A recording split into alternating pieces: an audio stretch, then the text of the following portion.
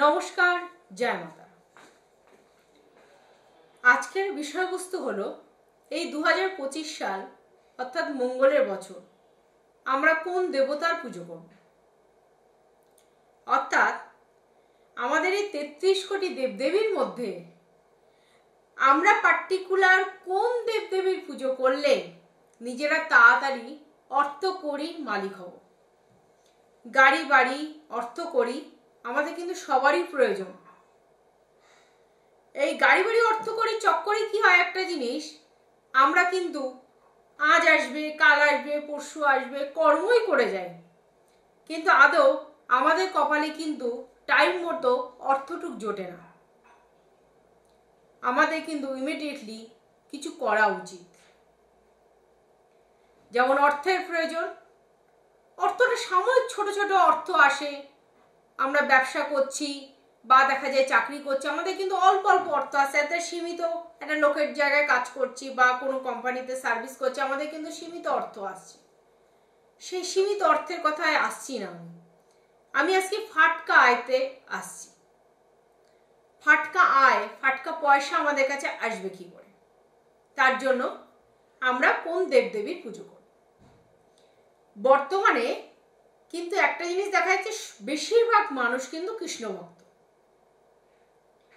কৃষ্ণ ভক্ত হওয়ার জন্য একটা দরুন হচ্ছে, আমরা সবসময় হরে কৃষ্ণ হরে রাম করছি, তার পাশাপাশি কিন্তু আমাদের অর্থের প্রয়োজন।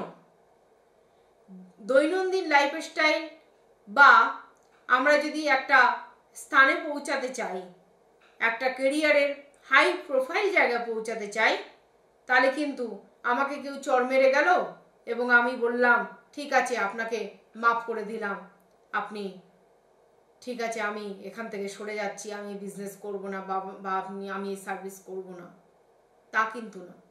আমাদের হুঁশিয়ারির মতন কাজ করতে হবে, আমাদেরকে কিন্তু শক্তি রাখতে হবে, আমাদেরকে পরিশ্রম করতে হবে।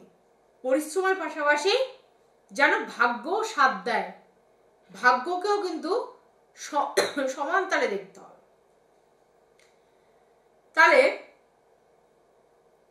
আমরা কোন দেবদেবীর পুজো করলে ঈশ্বর এবং আমার কর্ম দুটো এক জায়গায় হয়ে আমি অর্থটা রোজগার করতে পারব। সব থেকে আগে বলি, হনুমানজির পুজো করুন। বজরংবলী হনুমানজির পুজো করুন। যারা হনুমানজিকে মানেন, যারা বজরংবলী পুজো করেন, মঙ্গলের বছরে এই একজনই দেবতা আছেন সর্বপ্রথম, যিনি আপনাদেরকে অর্থ দেওয়ার মালিক। অর্থ দেওয়ার মালিক হনুমানজির পুজো করুন। দ্বিতীয় বলা যায় মা কামাখ্যা দেবী। মা কামাখ্যা দেবী, কামাখ্যা মন্দির অবস্থিত আসামে, এবং মা কামাখ্যা দেবীর পুজো করুন। যদি আপনারা যেতে পারেন তো খুব ভালো হয়, আর যদি না পারেন বা গেলেন একবার, তার যদি ফটো এনে বাড়িতে স্থাপন করে পুজো করেন তাহলে কিন্তু খুব ভালো হয়। হনুমান মন্দির তো আপনারা যেতে পারছেনই, পুজো করতে পারছেন। আরেকটি দরকার, মা বগলামুখী মায়ের পুজো। যদি আপনারা মন্দিরে যেতে পারেন তো খুব ভালো, আর যদি না পারেন নেটের থেকে একটা ফটো ম্যানেজ করে আপনাদেরকে বাড়ির সিংহাসনে, ঘরের সিংহাসনে প্রতিষ্ঠা করে এই তিনজন দেবদেবীর মধ্যে যাকে আপনার পছন্দ হয় তার পুজো করুন। এবং এই মঙ্গলের বছর আপনি কিন্তু মালামালভাবে অর্থ উপার্জন করুন। এটি করতে হবে আপনাকে পুরোটা বছর 2025 সাল। নমস্কার।